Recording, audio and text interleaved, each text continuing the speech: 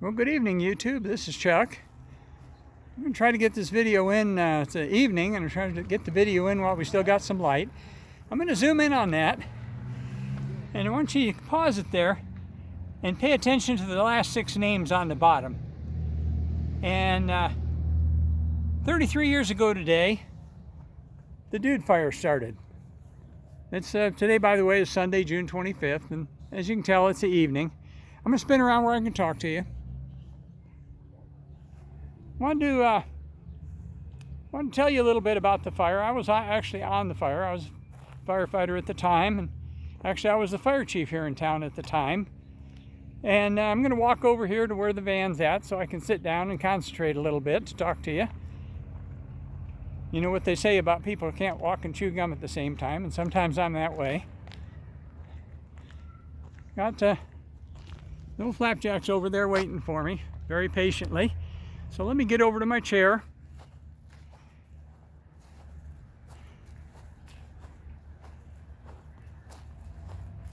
I was going to film this earlier today, but the light was really bright. And when I tried to sit down to film something, it didn't want to really cooperate. So let's try this and see if this works. Anyway, 33 years ago today, at about 10 o'clock in the morning or so, there was a lightning strike up just below the Mogollon Rim, up in a place called Upper Dude Creek.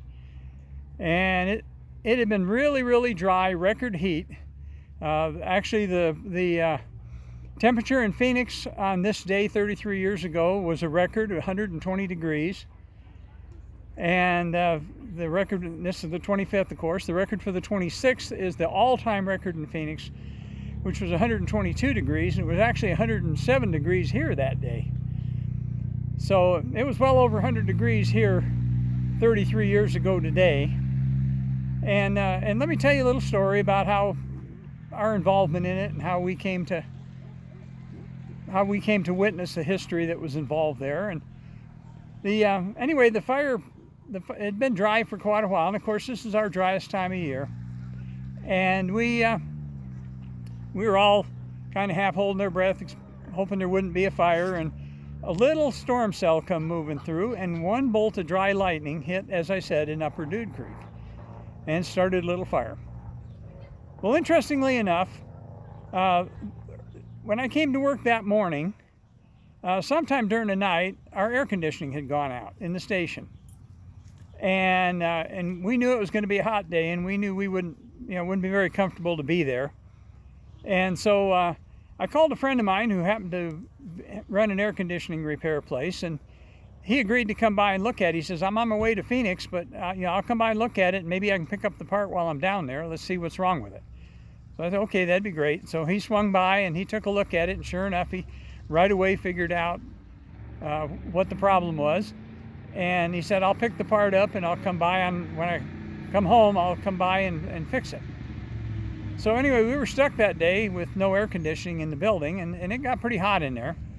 I told the secretary she could go home, and I had 2 shift guys on at the time, and I told them I can't let you go home, but just do whatever you got to do to try to stay as cool as you can. But obviously you got to remain on shift.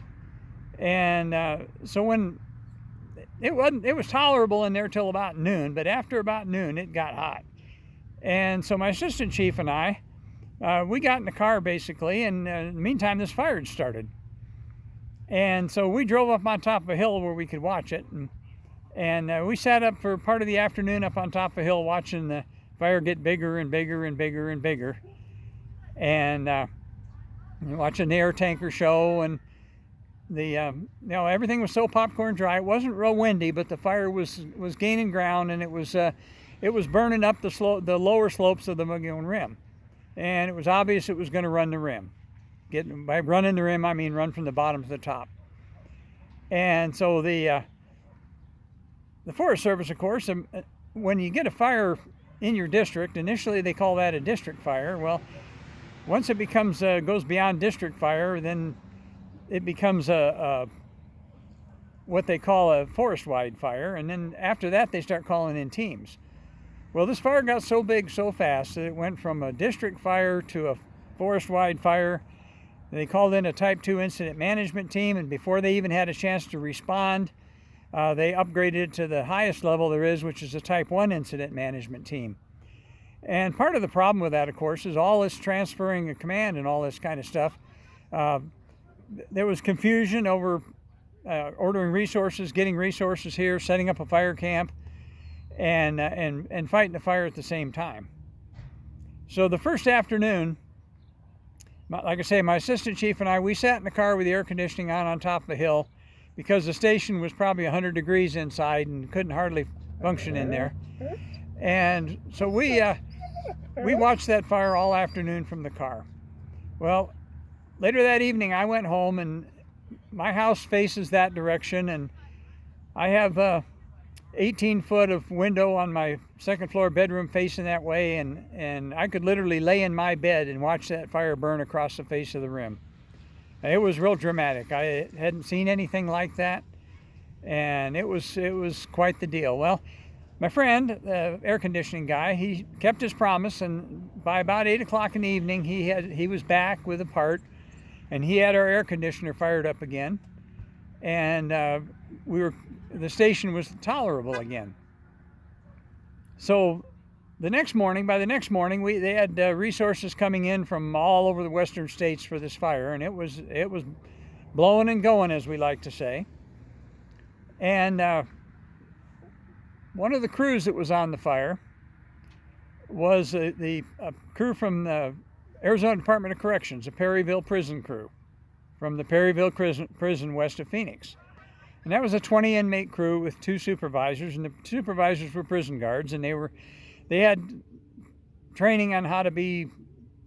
They didn't have a lot of wildfire training, not as much as they probably should have, and but they did have some, and they were in charge of the prison crew. And the prison crews in Arizona were just kind of getting their start at that time. They've had them ever since, so they're pretty familiar with how to do it now. But anyway, the fire was burning. There was no wind, and the fire was spreading in all directions, and it became what's called a plume-dominated fire.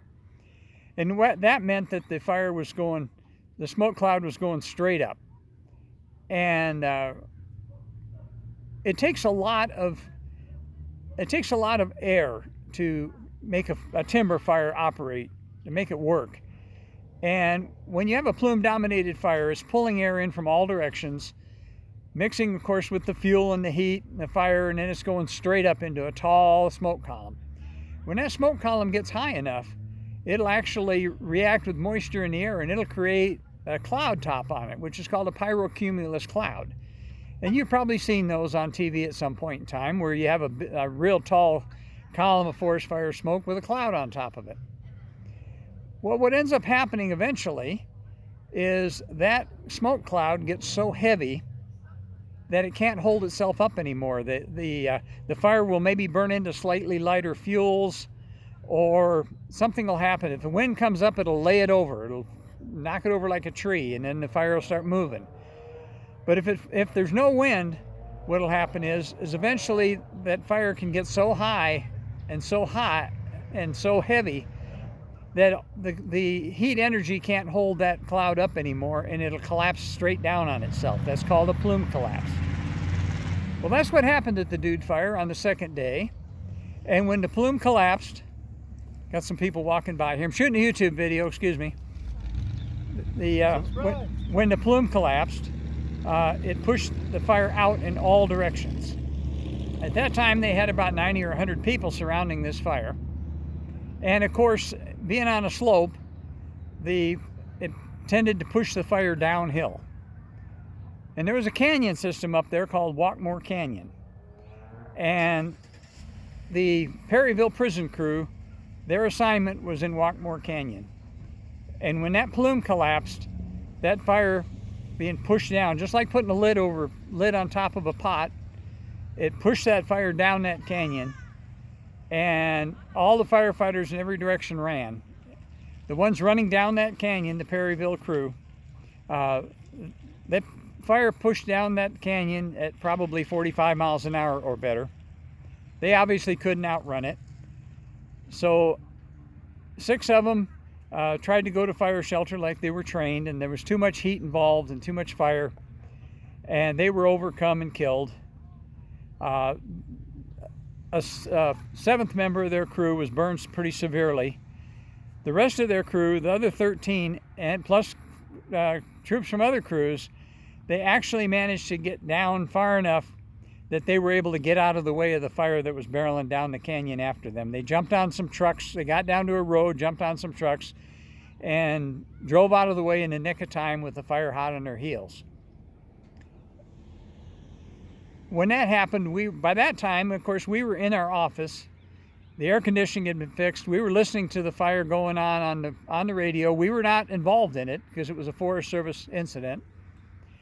And as soon as word got out that there was fatalities, of course, then the news media started calling.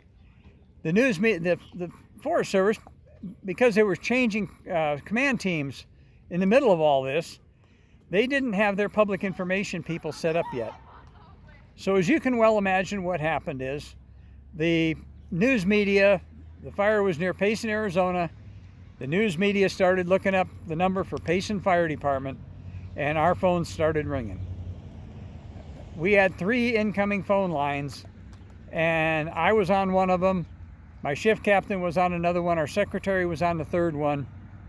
And the phones were ringing constantly, people wanting to know what had happened. Well, the Forest Service hadn't told us yet. So we didn't know. We knew that there was fatalities. We knew roughly where it was. We didn't know who the crew was. So there was really not a whole lot we could tell these people. But the phones kept ringing. I took a phone call from the BBC in London wanting to know information on the fire. Well, we had somebody from the fire that came in wanting to make some notifications and wanted to know if they could use phones. I put them in my office. I said, call anybody you need to. Don't worry about the bill. And that individual was able to tell me who the crew was, and more importantly, who the crew wasn't. So that gave us a little information, and we didn't release, when people were calling asking us who the crew was, we couldn't release that information. But in some cases, we were able to tell some people who it wasn't. We had fire departments who had crews up there that wanted to know if it was their crew involved. And we were able to say, no, it was not your crew that was involved. One of the other the adjacent fire departments, the Hell's Gate Fire Department, they had a fire in they had a engine crew that was in a strike team on a little adjacent subdivision that got burned through. And they were actually had to abandon their engine and go to a safety zone. And the fire burned past their engine. Unfortunately, their engine wasn't seriously damaged, but that burned like 60 structures in that subdivision.